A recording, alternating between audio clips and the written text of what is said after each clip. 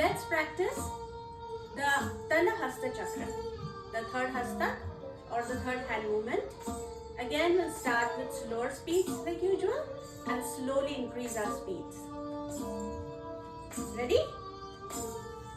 1, 2, 3, 4, 5, 6, 7, 8.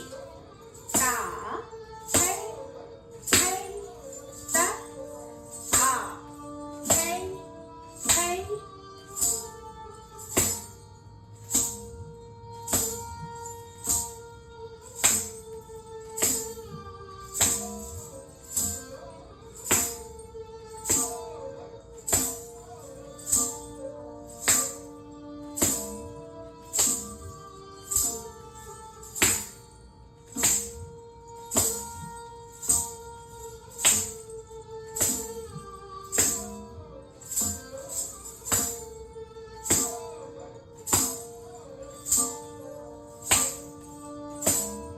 Now let's try double speed.